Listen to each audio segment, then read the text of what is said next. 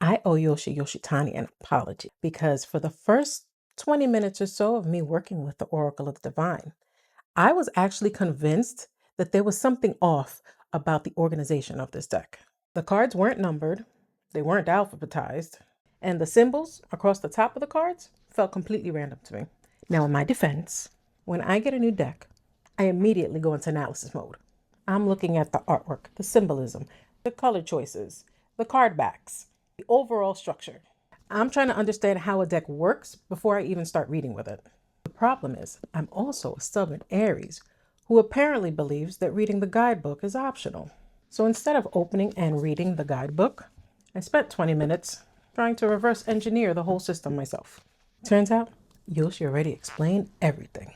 Once I finally sat down with the guidebook and its companion book Around the Sun, stories and symbols from across the world, I realized this deck isn't lacking structure at all. In fact, it may be one of the most intentionally designed oracle decks I've worked with in a very long time. So today I want to show you exactly what I missed, how this deck is organized, and why understanding the structure completely changed my opinion of the Oracle of the Divine.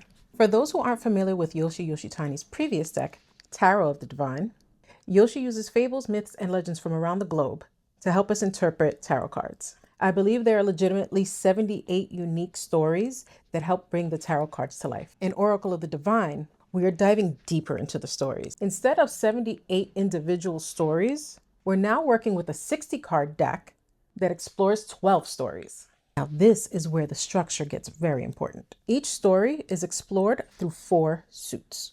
They are the hero, the advisor, the challenge, and desire, plus a 5th suit of symbol cards that highlight universal archetypes and themes found in stories all around the world. What makes this fascinating is that each story is not just represented by one card.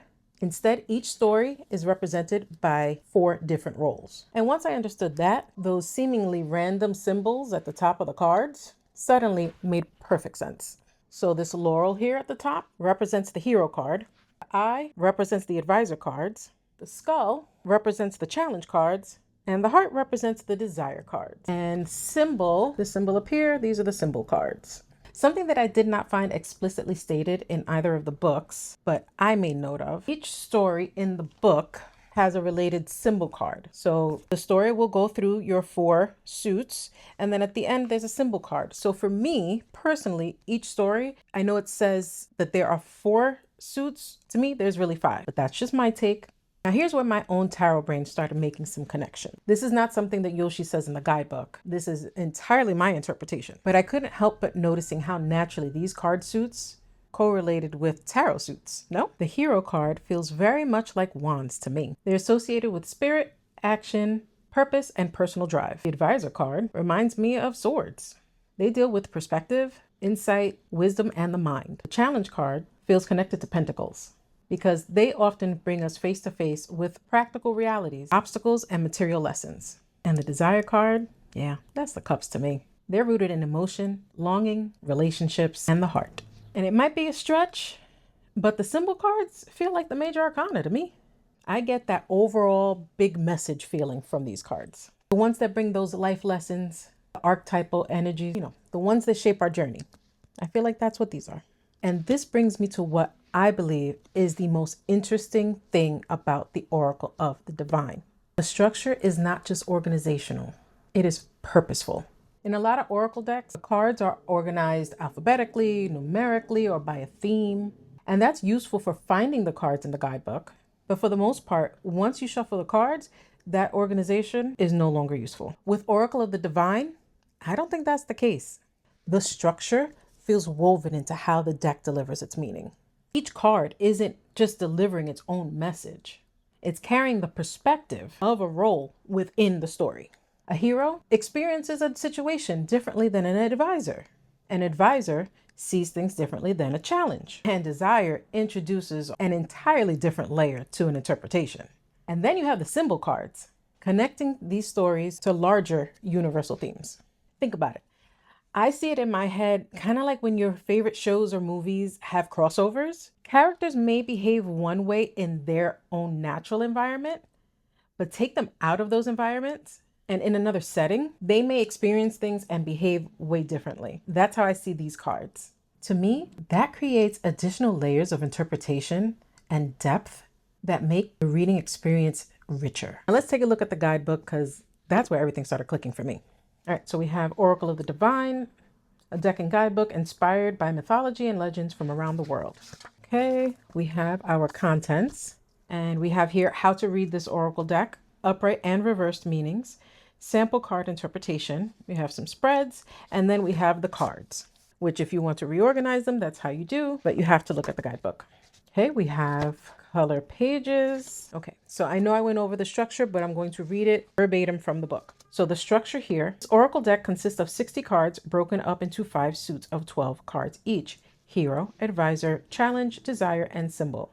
The symbol section is made up of 12 universal archetypes, while the remainder of the deck is broken up into 12 stories. Each story is told through 4 cards interpreting the 4 suits. Each card can be interpreted by themselves or as the intersection between their character and their role in the story.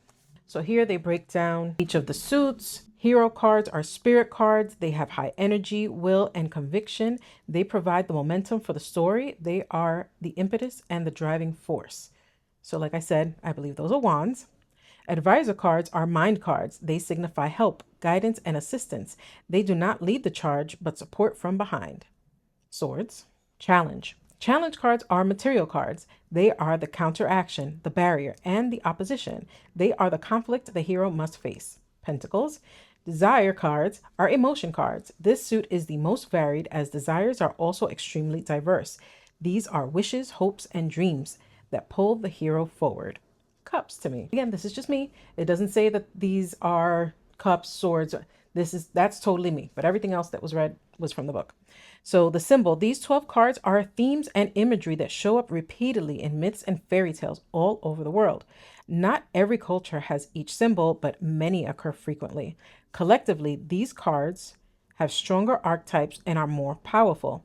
Readers may consider drawing from only these 12 cards instead of the full deck. And I know, again, bringing it into that, I believe that they're sort of like the major arcana. Some people do only read with the major arcana. Those are very heavy reads, but sometimes you can do that. Yoshi talks about upright and reversed meanings. We have a sample interpretation. We have a couple of card spreads, and then we dive right into the meanings of each of the cards. And on each card, or on each page, we have the word associated with it: recovery.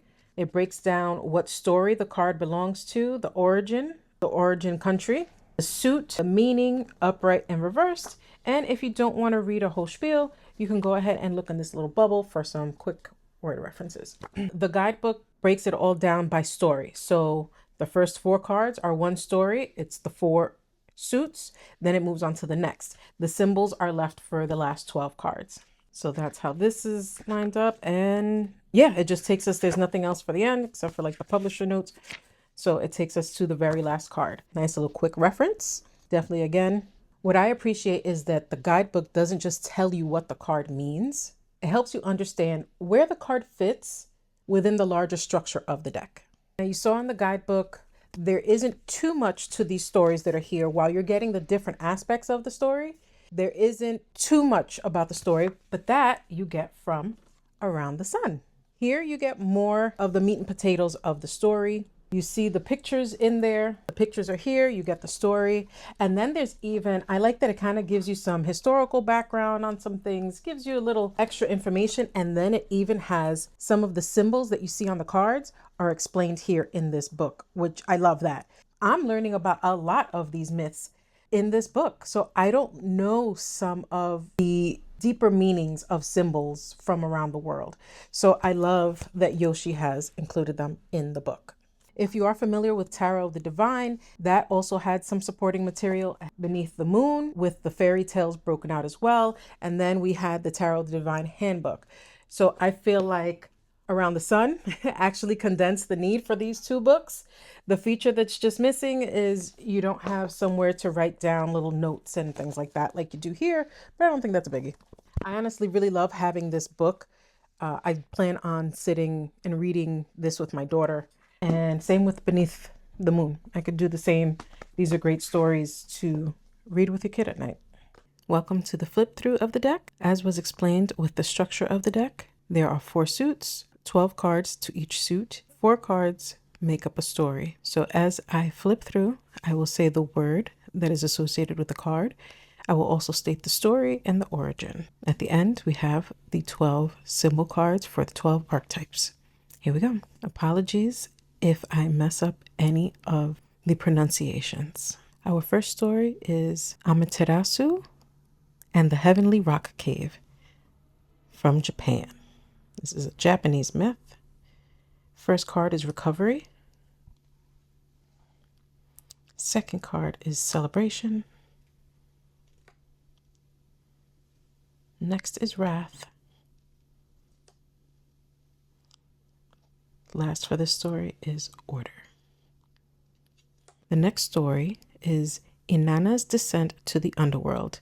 The origin is Iraq. It is a Sumerian myth. First card up is Ambition. Second is Loyalty.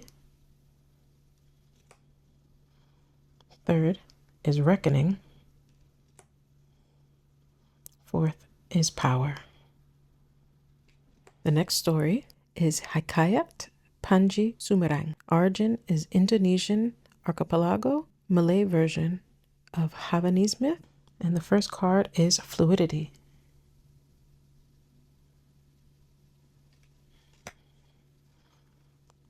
Next is Insight. Next, Envy. Next is Crossroads. Our next story, the origin is Guatemala, Geiche, Mayan myth.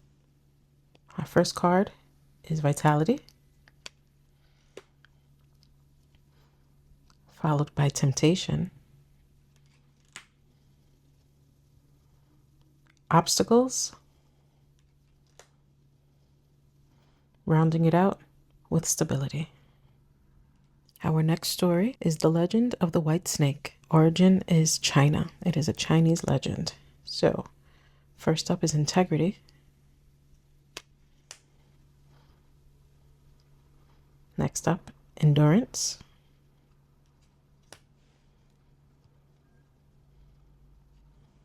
Followed by Cynicism. Rounding it out with Idealism. Our next story is The Industrious Daughter. Origin, American Southwest. Cochiti or Kohiti legend. Industrious. Gossip.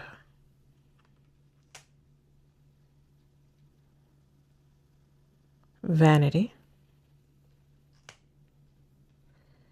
Trickster. Our next story is Huatia Curi and the 5 Condors. Origin is Peru, Huaquiri myth. We're starting off with Receptive.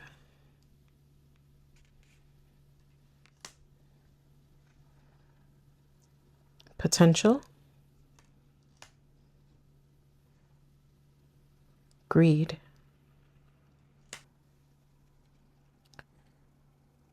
Fecundity. The next story is the Trojan War. It is a Greek myth. Pride.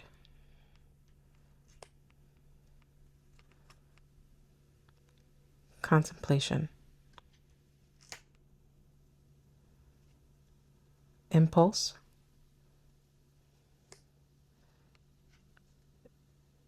Duty. Our next story, The Snake of Wagadu. Origin is West Africa. It is a Soninke myth. Selfish.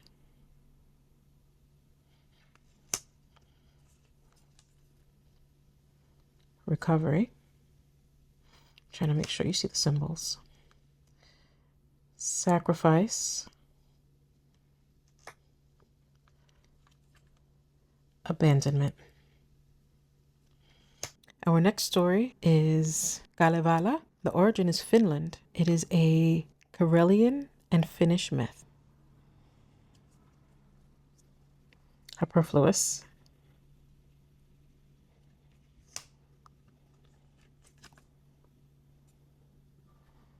deception, spite, delusions. Our next story, the Ku'ulakai from Hawaii. It is a Hawaiian myth. Innovator,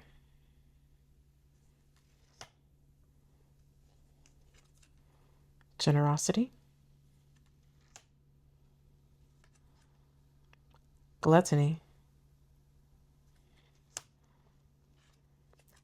and abundance. Let's see.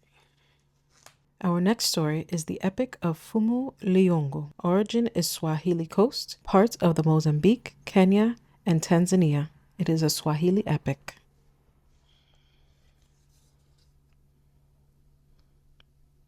Betwixt,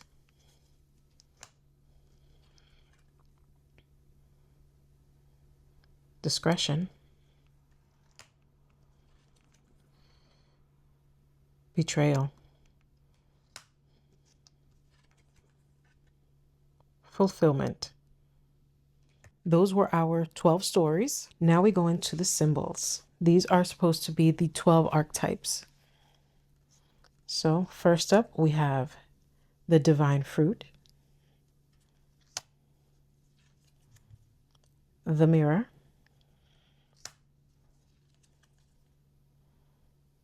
the forbidden,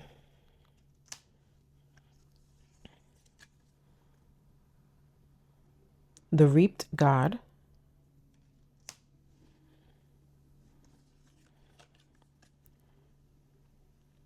the instrument,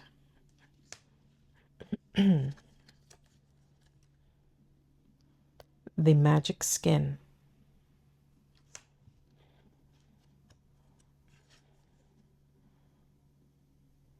the flood, the world tree,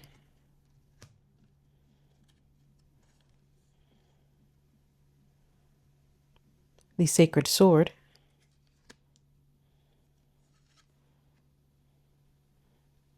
the monster marriage,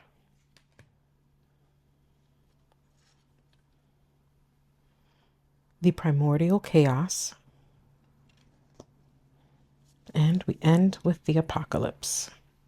So what did you think? Did you see your country's or your family's old stories here in this deck? Was it refreshing to see? I've never heard of any folk stories coming out of Iraq. I can't wait to read that one. I think I only really recognized one or two stories. So I'm really looking forward to hearing the rest of these stories. So let's take a look at the cardstock. The cardstock is sturdy. It has a little bit of a shine to it. Not too bad. And I'm trying to see if you can see that this has like a linen type of texture to it. I really love that texture. Let's see. I'm going to shuffle and pull a card, but I'm going to separate the 12 archetype or symbol cards to the side because I want a separate reading with that. So I'm going to shuffle. You'll have to let me know down in the comments below if you recognize any of these stories. Are you looking forward to seeing any of these stories? All right, so let's see. Let's see if we can pull a card from here and get a reading. Okay, delusions. You know what? This card actually kind of stuck out to me when I was showing you guys, so I'm glad. All right, so let's see. Not a lot here. Let's see which one of the archetypes will come out, just so you can see how this reads. And I'm getting the number 6 in my head, right in the middle. So if nothing comes out, I'm just going to take the 6th card. 1, 2, 3, 4, 5, 6. Ooh, the monster marriage. Oh, this is good. I wanted to see this too. All right, so let's see how this reads. Okay, we have delusions, the story of Kalevala. Origin is Finland. See, I've never heard of any Finnish, or at least to my knowledge, I don't know of any Finnish folklore. So Finland, the Karelian and Finnish myth. The suit is desire. So we have the heart there. So the meaning: after the death of his first wife, the daughter of Louis, the mistress of the north, the blacksmith Ilmarien attempted to make the perfect wife out of gold and silver to fulfill his desire for companionship. Although she was a beautiful sight, she was cold and lifeless toward him. She was so aloof that not even the perpetual bachelor Vaimoinen wanted to marry her. Upright, this card represents unanointable flawless. You might be putting someone or something on a pedestal. Don't ignore truth to uphold an idealized fantasy. Reversed, this card represents the joy of the commonplace or an appreciation of simple pleasures. It's okay to settle sometimes. Try to set achievable expectations. In our quick reference section here, it says the illusion of perfection, upright, impracticality, glorification, inaccessibility, reversed, mundanity, concessions, and contentment. And this is delusions, wife of gold and silver. So that's how one of those cards read. So yeah, we get the word, but then also, I guess, the name of the character, the situation that goes on in the story. And then next we have the monster marriage. We have story examples. So Beauty and the Beast is the first one that came to mind also. We have Bluebeard, the White Cat, Condor's wife, King Lindworm, the Marsh King's daughter. Suit is symbol, meaning. Stories featuring a marriage to a monster are often stories about the fear of the unknown. For instance, marrying into a culture very different from one's own. However, they are also about the duality of animalistic impulse and rational thought. These stories question the limits of sympathy and forgiveness and probe the difference between acceptable compromises and the utterly intolerable. Upright, this card represents worldliness and a respect for those who are different from yourself. It symbolizes clear communication, strong partnerships, and love. Reversed, this card represents a broken contract, unmet expectations, or a deceit revealed. It symbolizes unprosperous relationships and intolerance to those unlike yourself. The transformative power of empathy, that is the short description. Upright, understanding, compassion, and harmony. Reversed, conflict, inequality, prejudice. So I really like this card. I can see now, if now you work together with the tarot deck, whether it's the Tarot of the Divine or another tarot deck for confirmation, this can be so powerful. Imagine you get, whether it's the Lovers upright, the Lovers reversed, the Two of Cups upright, the Two of Cups reversed, and this is upright or reversed. How much more depth can you get, or how much more confirmation do you get there? I think this is really wonderful. So yes, Yoshi Yoshitani, if by some miracle you see this video, please accept my humble apology. The problem wasn't the deck. The problem was I thought I was smarter than the guidebook.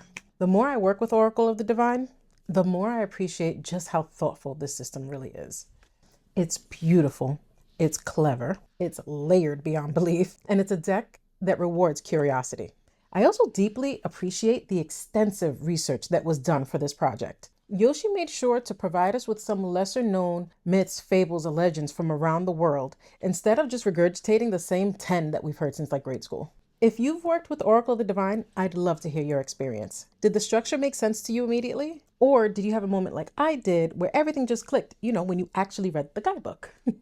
Have you used it with Tarot of the Divine? Let me know in the comments below. And if you enjoyed tarot, oracle cards, symbolism, and exploring the stories hidden within the cards, be sure to subscribe because I've got plenty more deck reviews on the way. Thanks for watching, and I'll see you in the next one.